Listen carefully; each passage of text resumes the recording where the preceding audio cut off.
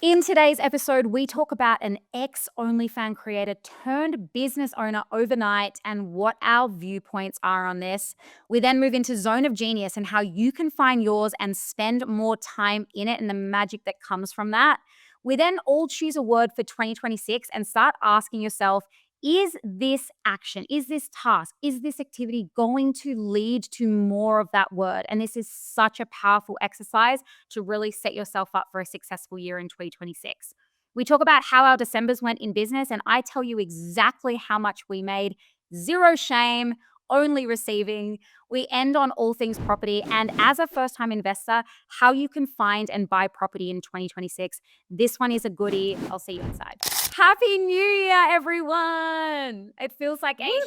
Since my little girl gang. Who's How was feeling your recent? Yeah.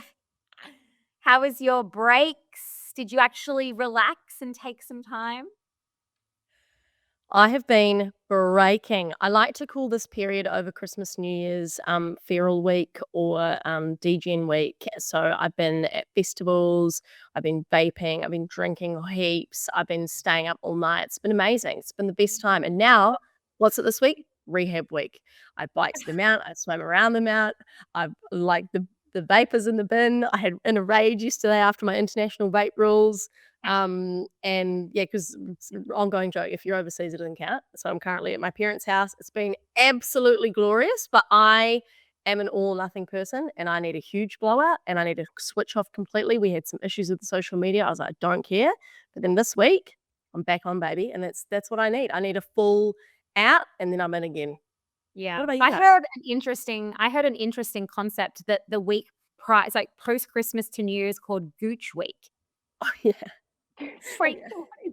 It's the first time I've ever heard it, but I was like, "Oh my god, it is Gooch Week." It's just like you don't know what day it is, you don't really know what it is. Like, where is it? Yeah, it's what I is it doing in Yeah, Ethan? yeah. And that's really how I spent the week, just doing random things. And, it's been amazing. I actually have had a really nice time resetting. I've been feeling so in my feminine, I will say, because I've been so much more present with Oakland, just being more playful. We've been taking him to parks and just swimming and the beach. It's been so nice, but I am ready to just 2026, let's go.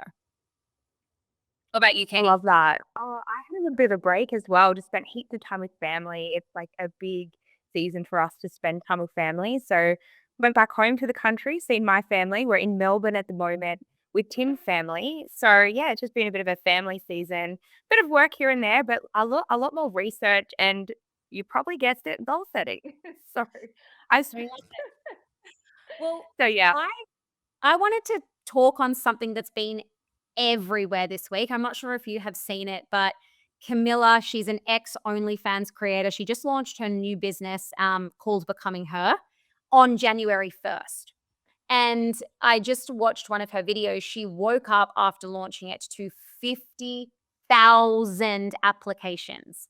So we're not talking paid ads. We're not talking anything other than her rocking up, being like, yay, it's launched, goes to sleep, wakes up, and has 50,000 applications.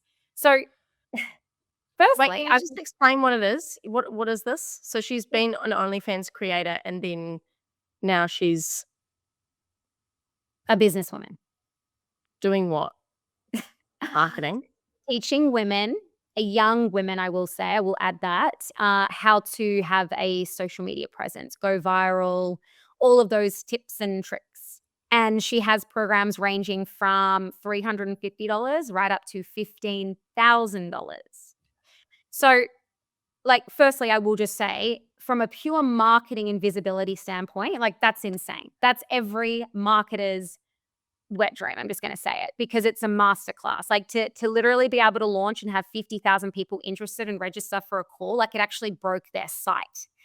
Um, but where I want to talk about is it opens up a really important conversation about influence and responsibility and what happens when you move from being a content creator to a business leader. And there is a very big difference because she was monetizing attention and she was monetizing attention through her content. And now she's pivoted overnight, seemingly, into leading people. One is transactional, the other is transformational. And those two things do not carry the same responsibility. When you are like when someone's paying for OnlyFans, they're not buying a belief. They're literally paying to see photos, to see content. But when women buy something called Becoming Her, they're not just buying a course. They're buying a future version of themselves. That's psychological leadership. So there's an ethical pivot here that I really want to talk about, because when you sell aspiration, the bar does change. When you sell hope, you have a duty of care. This is literally what I teach my women. You have a duty of care when you're selling something transformational. You're no longer just asking for money. You are shaping an identity, and she's shaping young women, young females' identity. And it's a very different job.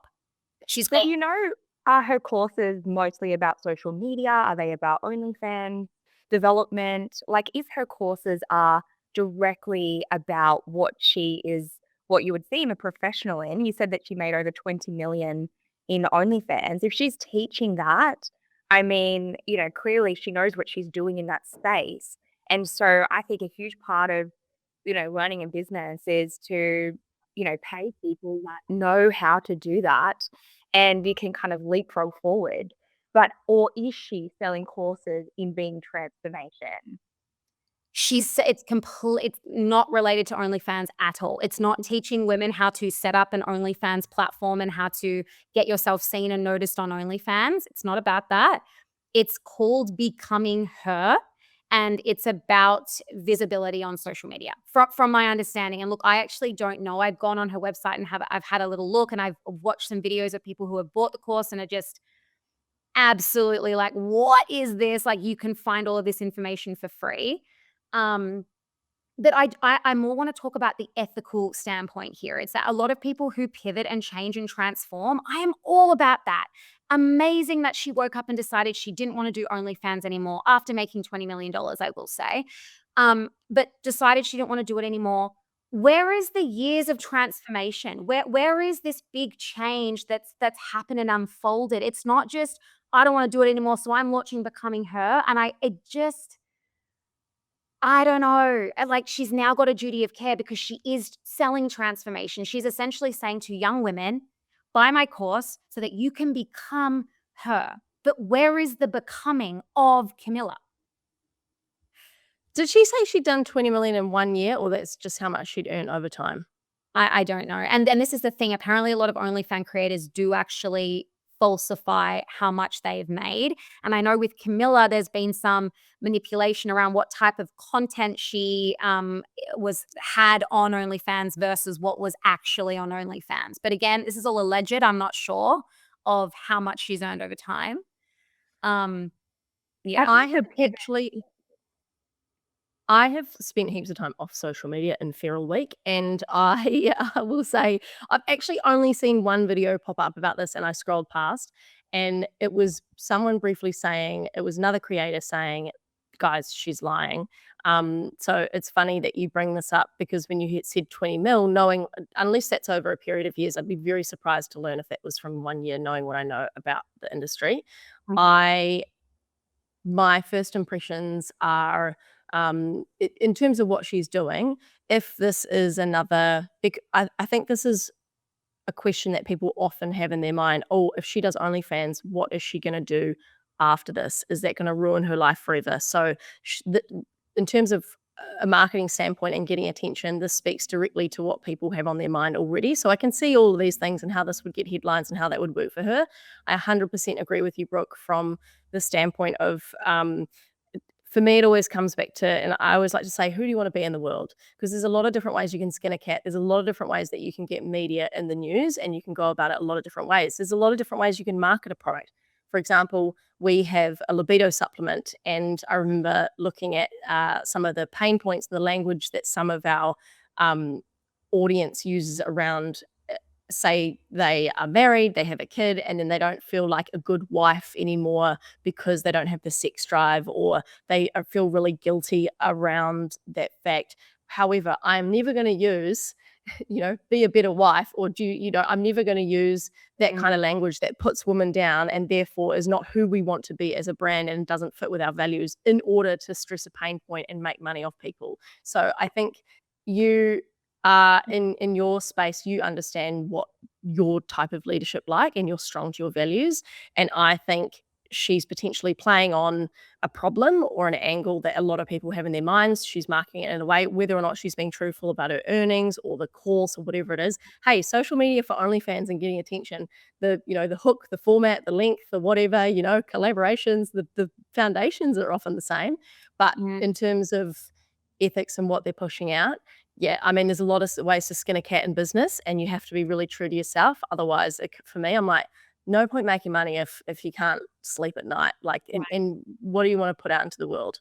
Yeah. And just to be clear, I don't think what she did was wrong. I think it was brilliant.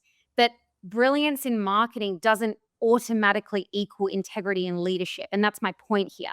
There's absolutely nothing wrong with monetizing your audience and deciding that OnlyFans isn't for you anymore. I don't see any issues with that. But there is something wrong with pretending that the influence she has equals expertise. And so my concern is now there's all these young,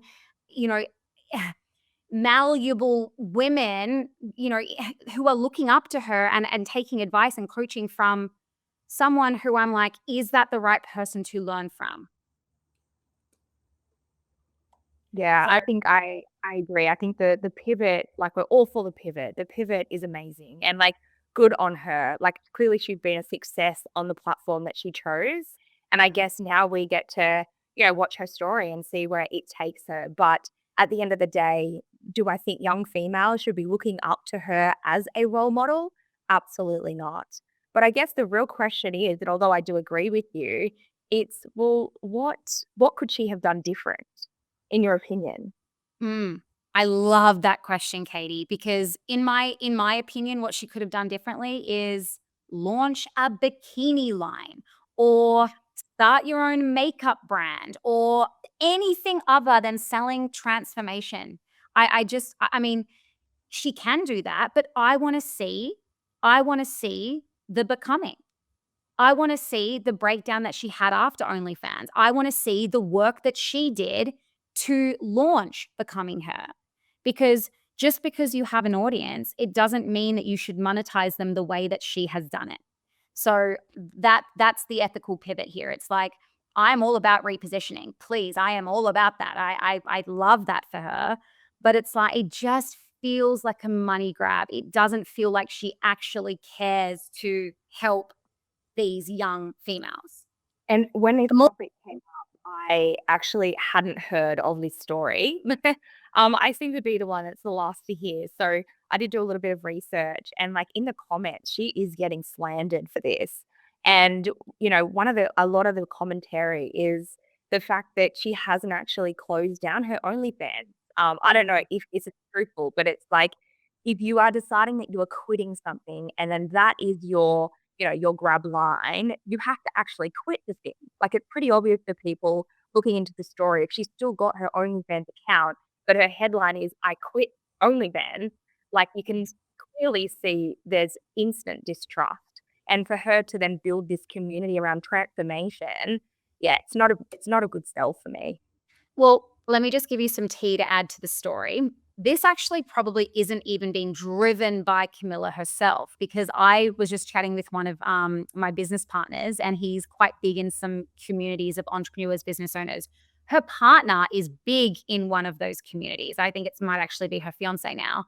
And her funnel, her landing page, the process is very, very similar to any online coaching program service that I've seen in the past that have actually placed women on. So I think Camilla is the face, but I don't think she's had anything to do with running the business, which makes it even harder for me to understand, because I'm like, now you're really, really taking the piss of your audience. You're literally using your attention, you're monetizing your audience.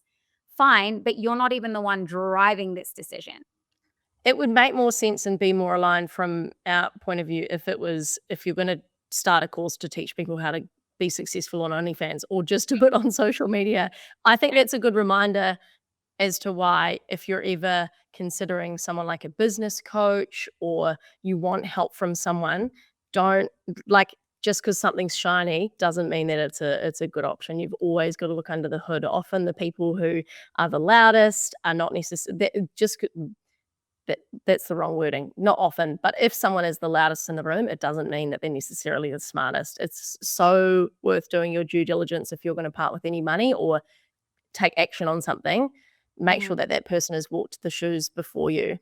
Yeah, Yeah, absolutely. I mean, we've we all did been in the touch on shopping that. centers and we've had the black and gold branding versus the, very expensive natural confectionery. And guess what? They taste the freaking same. And not to mention, in fact, sometimes the not as loud, not as known product is actually better. So, Same factory, baby. Yeah. Yeah. Kind of pay much in the property industry because, there's a lot of social media advertising that goes behind buyers agencies now and mortgage brokers. But it's at the end of the day, for me, it's like, what is your property portfolio? I really want to work with people that have actually done this themselves. But we find, yeah, a lot of buyers agents and a lot of mortgage brokers and industry professionals within the property market haven't actually done it themselves. So I think that's such a good tip, Viv.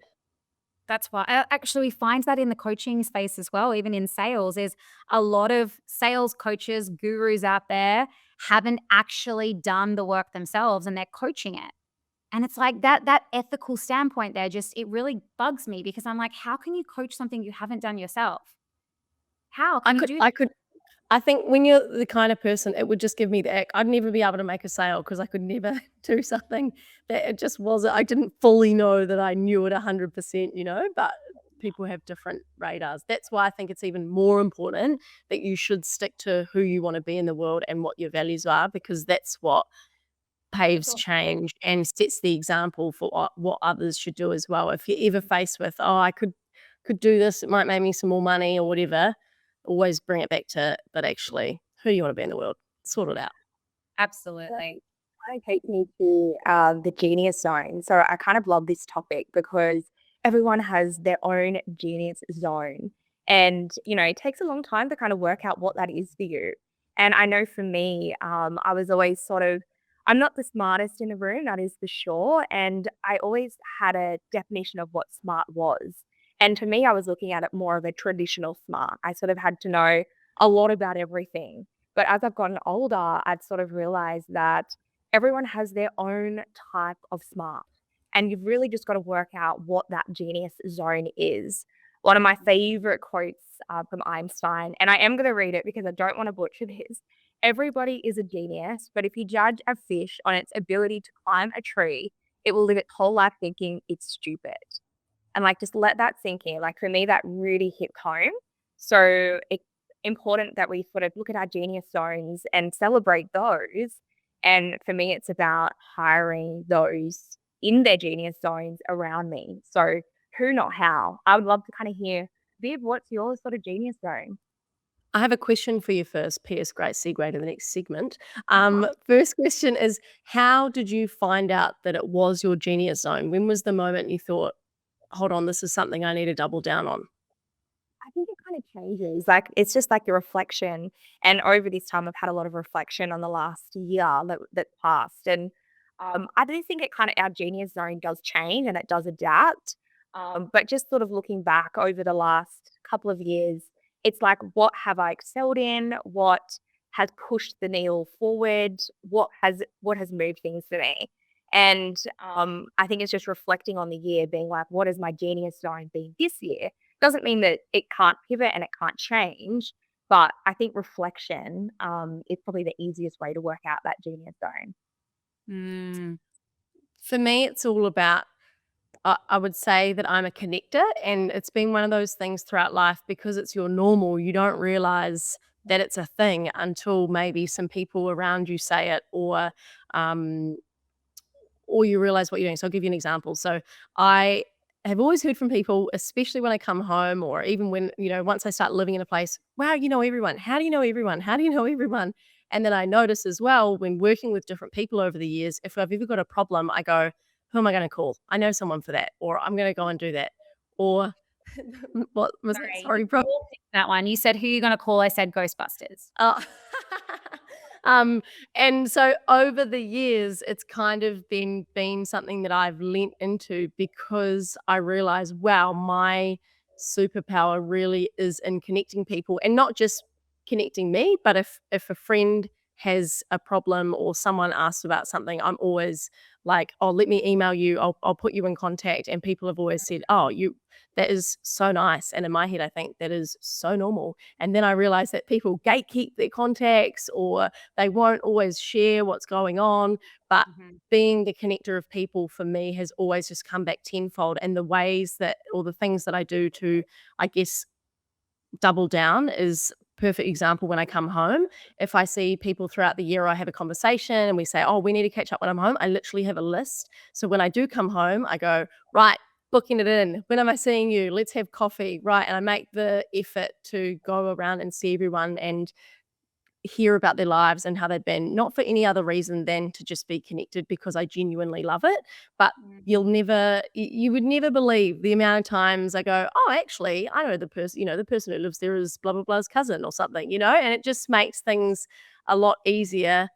But I'm not doing it for that reason. It's that I love it first. And then the things that come from being connected to people or connecting people just come back tenfold. I think that's just like a normal growth and contribution thing.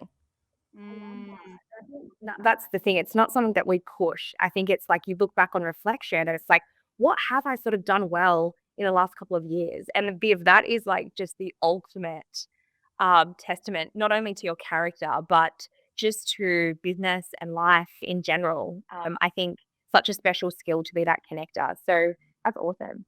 What about you, Viv? I also think the last thing I would say is recognizing what season you're in. If you need to, there'll be times where I'm like, I'm so tired, I can't be bothered. But I go, actually, that's not the season of your life you're in right now. You need to go out and go to that thing or go to the event. And that's why I do all the things, because it's playing on that, genius zone.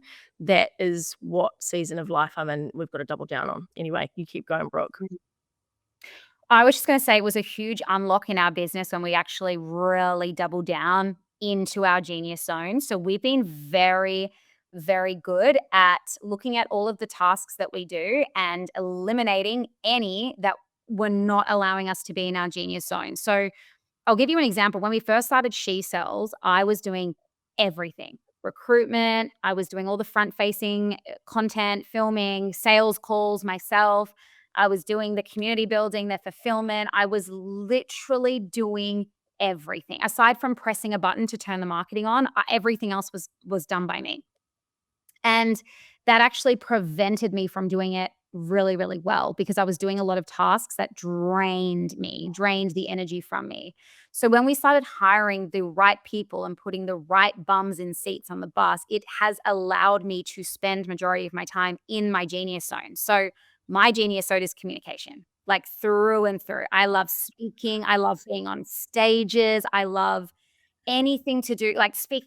Surprisingly, I don't actually like speaking to the camera, but I will do it because when I get into a role and a rhythm, it's fine. But I get to spend all of my time doing that. And that's something I'm so appreciative for my husband, is that he came in and took a lot of the busy work and the things that just would drain me away from me to allow me to really step into my zone of genius, which is to be out there and just sharing my message and my energy and my magic. So we were really, really careful about who sits where and the jobs and tasks that they do.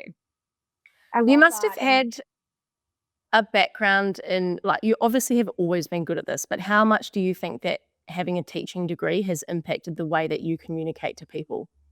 Massively. It definitely has impacted the way that I coach. What I bring, I learned so many teaching philosophies. For instance, visible learning is one where you actually talk about the objectives. So in this session, these are the things we're going to learn. And then there's a success criteria that's built at the end, which is like, did you achieve the objectives? And if you didn't, where do we need to go back and what do we need to revisit and how do we consolidate that learning? That is how I run my coaching sessions. Every single time I show the objectives of the session. I make sure at the end we go through the success criteria. Did we do this? Did we do this? Can you tell me back what you just learned? And I also I had a motto in my classroom, which is we welcome mistakes. And that is something that I, again, continue to put in our community, which means everyone puts their hand up to role play. No one is afraid to be seen, to get uncomfortable, because I don't ever make anyone feel uncomfortable or judged for learning. I'm like, if you don't make mistakes, I don't have a job. I need you to make mistakes. I want you to make mistakes. You need to want to make mistakes. So absolutely, teaching translated so beautifully into what I do now. And I God, think that like must what drive you up in the your wall. Sorry. I was just gonna say it must drive you up the wall when you go on random courses and you're like, "What are we learning?" This is the worst way to explain it. It must drive you up the wall. Yeah. Well, I do get a lot of compliments from the students in She Sells that is like this course and the way that it's set out and the curriculum, and just it is so easily digestible. It's very easily understood in like what you need to do, where to go next. And I that's my bread and butter. That's my baby. And I've literally made my community like a classroom. That's what I replicated that. And it except minus the clickiness, because I can't stand that. But it does feel like a big classroom. We even are thinking of getting levers jumpers, like class of 2026, class of 2025. and like you can just see you light up. You're like in your genius zone, and obviously doing this podcast with you, like you are incredible at this, and watching you light up, when you do get on those speaking roles, it is fantastic. So I think that's a really good lesson for the learners, for the listeners. It's like, what is the genius zone? And if you can just pinpoint it and then you can create the role around it, like I'm sure it's brought a lot of happiness and joy in your life, taking off those other tasks that you have. 1000%. It is worth actually writing out. This is something I learned right in the beginning of my journey, writing out all of my green light tasks. This is just textbook stuff, right? Green light tasks, orange light and red light. And you would be surprised, just by auditing your life and in your job and what you're actually doing, how much time are you spending on red light tasks, and what can you actually delegate or let go of so that you can do more green light tasks. We've done this before and gone love, hate, and then have outsourced and just in a Google sheet, like brain dumped everything we've been up to. And it's epic. I do it with staff, whoever. But personal life, that's such a good idea. But I'm just thinking about this, Brooke, going, Vivian, you don't do anything. Other than working, you have no commitments. So, but I like doing my housework. And yeah, and there'd be lots of other little things where I'm like, that can go, that can go. It's really just someone else cleaning my house. Sign me up. That's my 2026 in.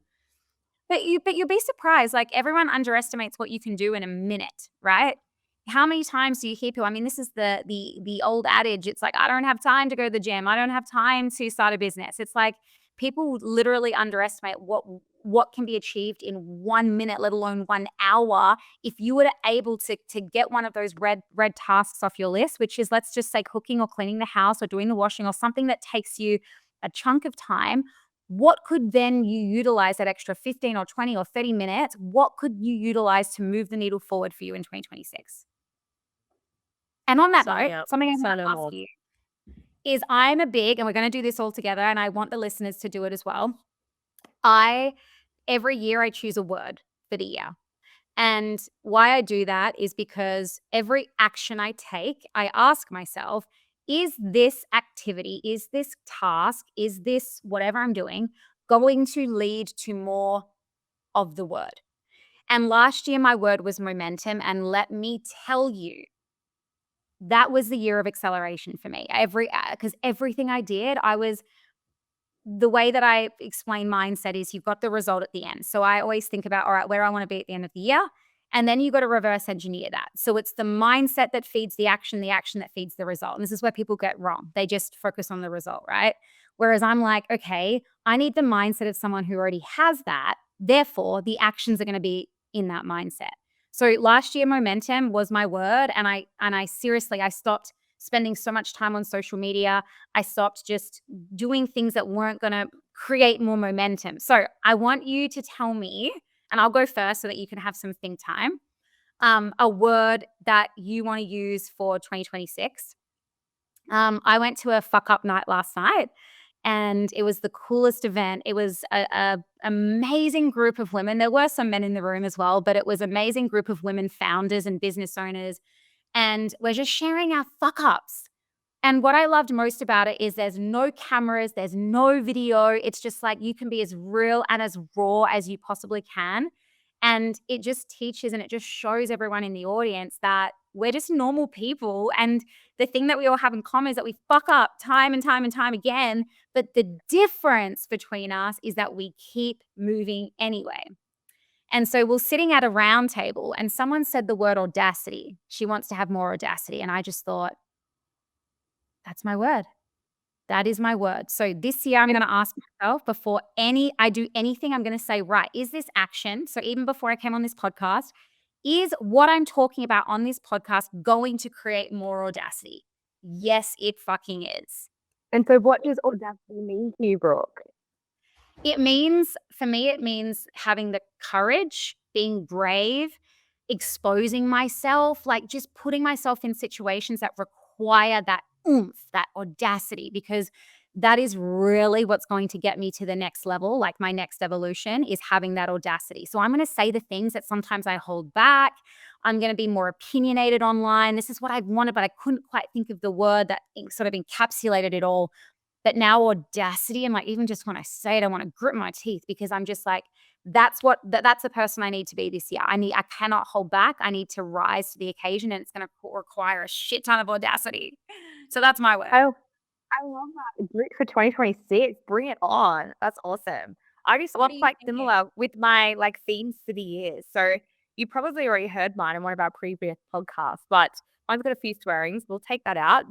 Development double down. 3 words. So I am just doing loads and loads and loads of more developments. And yeah, that's my word for the year or my theme for the year. So good. I love that. What about you, Viv?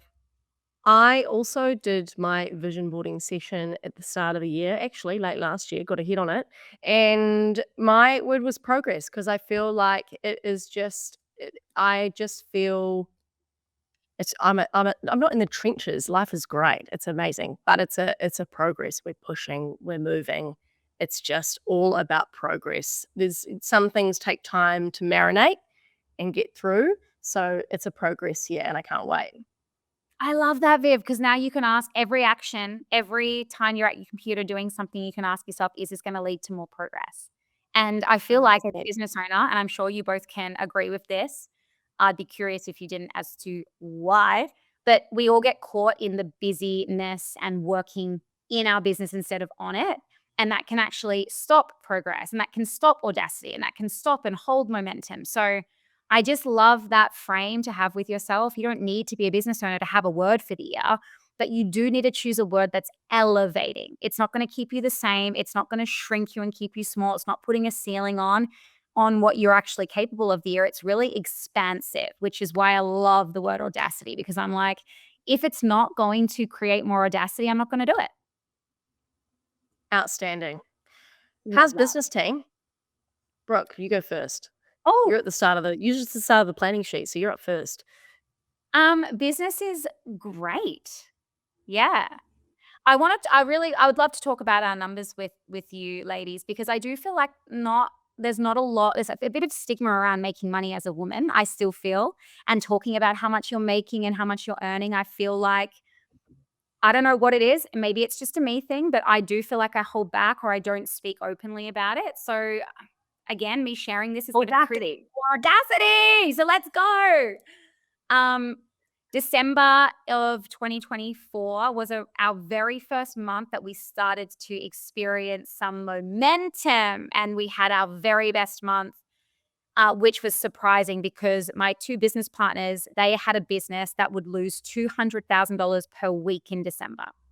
Okay. So we didn't have high hopes for She Sells in December. Everyone's on holidays, everyone's busy.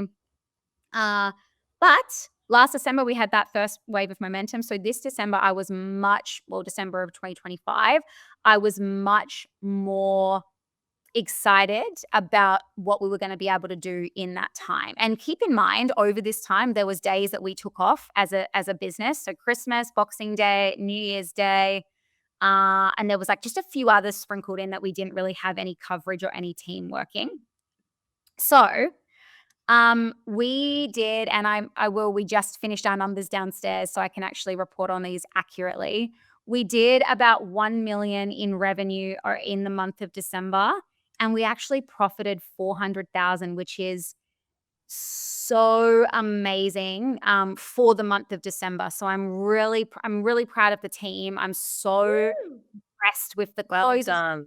over that time, and I'm just like, yeah. And how does that, and do you have the numbers on what that is as percentage growth from December 24? So in December 24, we profited, I think it was 180K, which was that's when we were like, oh my God, wow, okay, here we go. Like the wheels are moving. So 180K to 400K is a very, very significant jump. And Well done. it That's had amazing. without us literally stripping everything back, rebuilding, putting in the systems, doing the work in the winter when everything was slow and we had to let go of people and rebuild the culture. But everything we did then has led to where we are today, which we're going into January, just super excited for the year. Those profit margins, Brooke, very, very healthy. That's amazing. Like, huge congrats. You put the work in, and this is what you get in return. Like, it's been a few years now, and you've been grinding hard. And so this is the result. You take action, you do the work. Like, you've been going on podcasts, you've been showing up consistently, and I think that that's where the lesson is. It's that consistent audacity to show up, and here's your reward. So very much well deserved. I will let everybody know that 400K isn't in my pocket. I want that to be very clear. I'm not going to pretend that I'm like, yeah, we have heavily reinvested into the business this year. We've attended some really big masterminds. We've bought on some more expensive staff, but we are all preparing for our next scale and our next growth, which is, the biggest investment that we can make right now is in our business. So that's what we're doing. And for the better half of 2025, I was taking home about 6K a month because we were just like, all the money we were making was either going in our kitty for a rainy day or it was being reinvested back into the business. And this is why I think businesses fail, is because they don't play the freaking long game. They see that 400K and they're like, yeah, it's payday, let's go and just enjoy it, which fine, but like you need to play the long game here if you want. There's also the realization that as long as your business is growing, you are throwing more money back in that machine. Like if you get to a stage and you can plateau or whatever, or that's the level for you, then fantastic, that's great. And perhaps your personal salary looks like that. But in terms of putting that money back in, growing the beast, that's always going to be the case until the day you decide that actually I can take my foot off the gas here, right? And that's why Like, look at property. You don't just get one house and then go, sweet, and you're like, I'm going to do another one. I'm going to do another one. Yeah. And I think that's like a bit of a lesson in business for me, was that the money just keeps getting reinvested into the business. And I think when I decided 8 or 9 years ago to actually put some of that profit away into property, it's almost like you're creating another business parallel to your current business. And, business, is up and down, and, that can be scary, especially now you've had such an incredible month. We know business, it fluctuates, but by taking some of that profit out of the business and actually putting it into a property portfolio, it kind of safeguards you. And we know that in Australia, property goes up around 6.5% every year. So if I could give you any advice, I would love if we could get some of that money out and put it into a property. Imagine Brooke buys property 2024. Well, Katie What? would be proud of me. We are actually thinking of I went to Eric's new house, by the way. Oh my God. Like if I'll tell Brooke's you what, seen the nice thing. She's seen the nice thing. Now she wants Is it. that- his house would move me back to Australia. There you go. It is just perfection. Anywho, I was talking to him about property and what to do with because I'm at a point now where I'm like, well, the only investment that we have is in crypto, literally. So it's like we need to diversify a little bit. We obviously have the business, we have crypto, but I'm like, it is time that we do get into the property game. So we were asking him about where is it Australia, and then I can talk more about property on the pod because I don't know shit about property. I really thought it would take me like at least a year to get you guys across the line. But yes, I love that, Brooke. And like honestly, it will absolutely change your life because you're grinding so hard in your business. And as you've just said, you're putting all the profits back into it. We can never guarantee tomorrow. You don't know if next month is going to be as good or next month is going to be as good. But what is more guaranteed is the property industry. We can look back in history and we can see that it goes up 6.5%. And so I think that's a surefire bet, to diversify. So yes, Brooke, that could not make me more happy. I feel that happiness. Yay, that's going to be a fun journey to talk about on the podcast too. I want to hear all of it. Yeah. Yep. And you will literally be hearing every little mishap. So because we are wanting to do it pretty soon. And I need help. Like this is literally like I'm like, help me, because me and my husband, it's not something that, I mean, we almost bought a house back in 20, this is before Oakland. So this was 20 around COVID, I think. So 2019 or 2020. I literally have a video my dad was filming because he was so proud of us. We're living the Aussie dream. We're buying our first house and we're signing our lives away. And a big under offer sign went up. And then we didn't get the loan. And so it got all pulled back and retracted. And we actually had to pay some money because of the processing fees or whatnot. And it was like heartbreaking, more for my family than anything. But what a blessing in disguise. We couldn't obviously see it at the time, but that would have tied us down to Australia. That would have really changed the decisions of, what we did from that point onwards. So you don't always But see it now, black way, but only on reflection. now, you're in a different position where you have got this surplus money that, it needs to go somewhere. And I'm, super happy that you've chosen the property market. First things first, very important to get some advice around your structuring, especially as a business owner. I can't give you that advice here, but you've really got to structure it correctly as a business owner and make sure that your assets are protected. So I can give you a couple of contacts after this.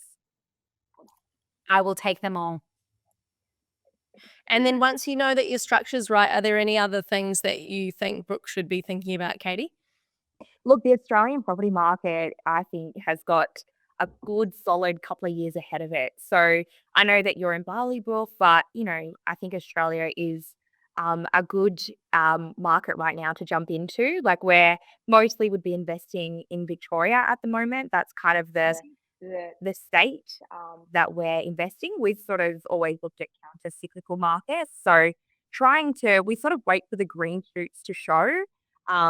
Rather than getting the bottom, because you can never get the bottom, right? So as soon as we sort of see a state just starting to show a few green shoots, that's when we invest. So we did sort of get Perth on the way up. We got Brisbane on the way up. So I do believe that Victoria or Melbourne has just shown a few green shoots. The last couple of months have been positive. So, there are some signals and signs coming through that maybe finally it might be a shot for Victoria, but that's the state that I'd be putting my money at the moment. That's some great advice, Katie, for all of our listeners that are potentially thinking of buying their first investment property. I have a question. How do you actually find you called them green shoots? Like, how do you know where to look? Like, see, this is the thing. I'm literally a 5-year-old right now. Like, explain to me. Yeah, what you're getting some schools? What are you talking? Yeah. Just look at the data. So you can see, which state went up. Even ChatGPT, just, what is the data for the last month? And so you will notice that most of Victoria has sort of plateaued and decreased. It hasn't had green shoots. Like, Brisbane and Gold Coast are still firing. I'm not sure the exact percentage, but they're still firing every month. Whereas green shoots, are they each month? Like, Yeah, right. positive month. So like the market goes up on average in that month. Okay. So when you start to see, for example, Melbourne, there are some suburbs now where there's been a couple of months now positive, small positive, but still positive. I call this a green shoot. So it's like, cool, if you get a few months where that market is being positive rather than negative, then potentially that is the start of an increase. And so we sort of, but the unfortunate thing in the property industry is the data is delayed. And so, by the time the green shoots come, the actual reality on the ground is that it's so far in front of that. So really sort of getting a feeling on the ground. Like I do a lot of street walks. So like I'll go to the neighborhood, walk the street, look at the cafes. Is there a vibe? Does it feel like there's energy or does it feel a bit sad? I know that sounds a little bit silly, but just getting boots on the ground in that area, sitting at the cafe, going into the local real estate agencies, asking questions to the neighbors. You get a vibe of, does this feel like it's you're on the Gold Coast right now, Brooke, you can kinda get a vibe. It's like, "Oh, yeah, what's buzzing. happening?" Yeah, It's buggers the bug. So I sort of like to go there in person, see if there's a buzz.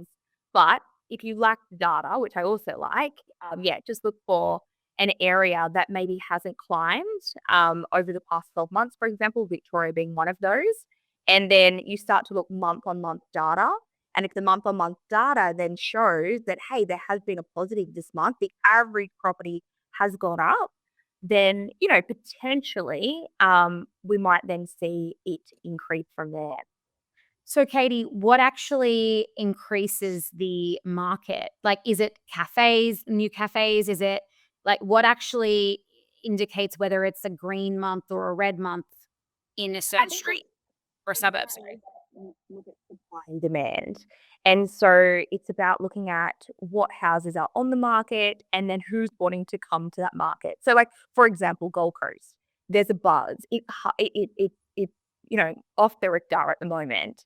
And there's so many different factors that play into this. But I believe it's from the back end of COVID. People from other states like Sydney and Melbourne had quite a negative quite a negative time during COVID.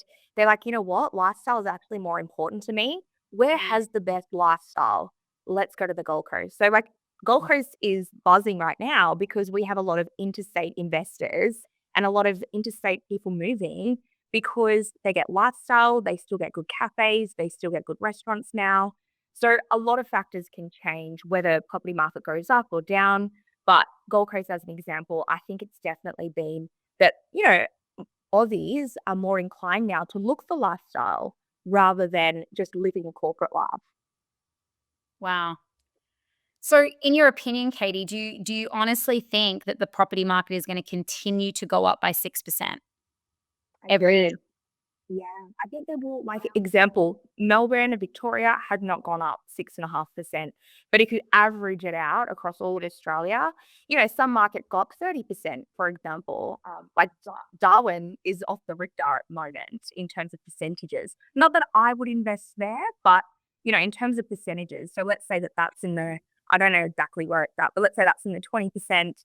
And then you've got Melbourne in the negatives, it then balances it out. So yeah, I do think we're going to continually see that 6.5 increase. But as property investors, you've got to try and find an area that, as I said, it kind of towards the bottom, because then you get that quick uplift in that equity. And that's kind of where we've had success is finding that lower, like before it sort of bounces, and jumping in before it bounces. And sometimes the property market, like some of our properties, we've had huge success, like 15% in a year or 20% in a year with no renovations done. And so that's because we have time for the market. I have one more question, because obviously the barrier to entry in Australia is extremely high for most average families. Both husband and wife are working. Like it would be hard. The barrier to entry is hard, even just to get the deposit. What is your opinion on buying your first investment property with, say, another family or even two other families as your entry into the property market, and then kind of splitting off after that's sort of got some equity? I think like any partnerships, I have a little bit of fear around partnerships, but recently I've just gotten into my first business partnership and it's been a huge success. So Mm. I think it's just about finding the right people. Like any business, I see property as a business. And it's just about finding the right people. But if that is your way in and you have someone else that you can invest with, I say go for it, because the sooner you can get into the market, the better. And the good thing about that is there is certain banks that will actually allow you to have split loans within the property. So basically what that means, Brooke, like let's just say that you decide that you will go and buy a property with someone else. There are some banks in lending that will only take your half of that property when looking at your serviceability, because originally, what I actually thought and what some banks do is that regardless of whether you are partnership in a property, so if two people go in and buy a property, then you, Brooke, all of that loan, even though you only own half of the property, goes on your serviceability.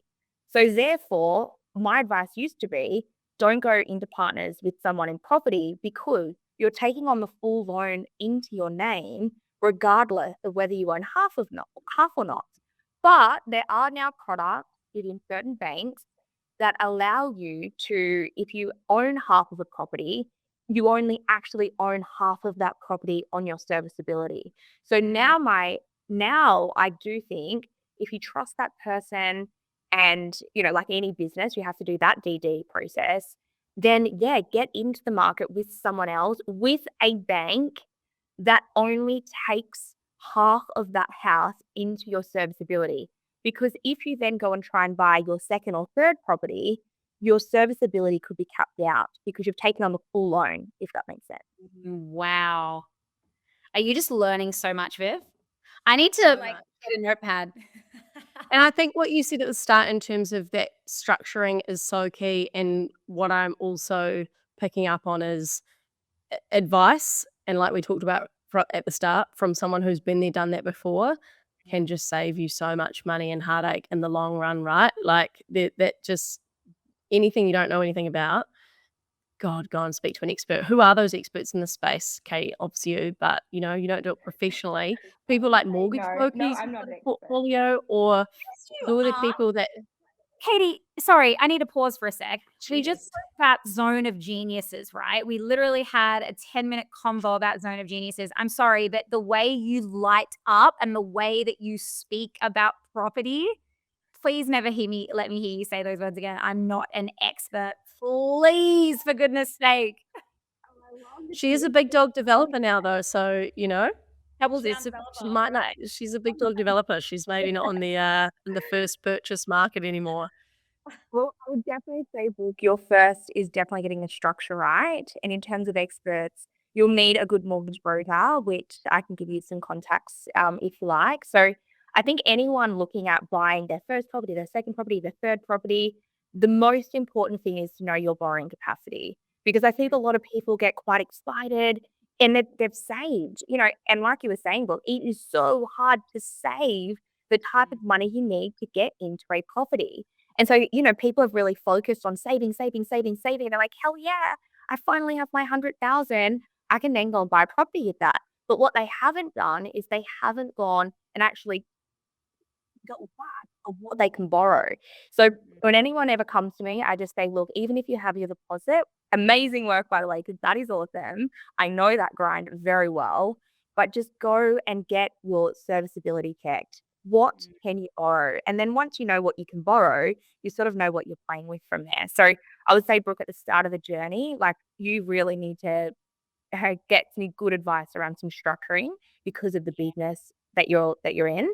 But also, first step really is the mortgage broker, and like what exactly can you borrow?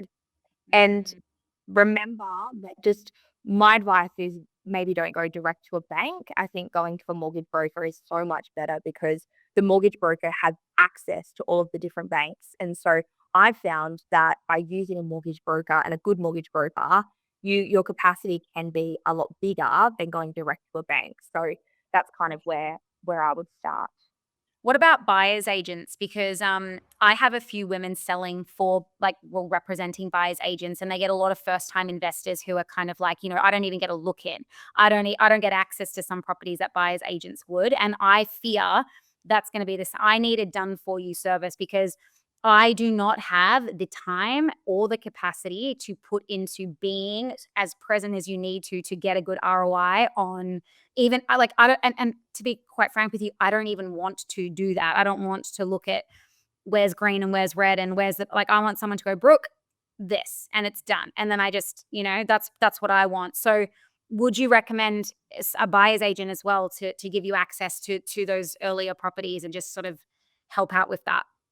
Yeah, I absolutely would. I'm all about paying for help. If you don't have that knowledge, or time is a huge factor, then yeah, pay for the help. So, but again, like any industry, there are good buyer's agents and there are very, very shitty buyer's agents. And so, like from our conversation earlier, it's your job really is to do your due diligence on and get some good referrals on who is a good buyer's agent, which I can obviously share with you.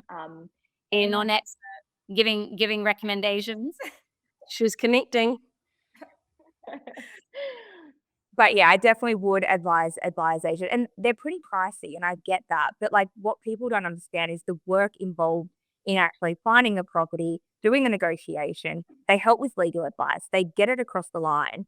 And at the end of the day, if it's going up 6.5%, and if you're paying a buyer's agent, you do hope to beat the average, and let's say you're getting $1 million home, you're losing 6.5% every single year that you wait. So, you know, you've just got to jump in and you're going to do it. And I think definitely a buyer's agent would be that next step as well.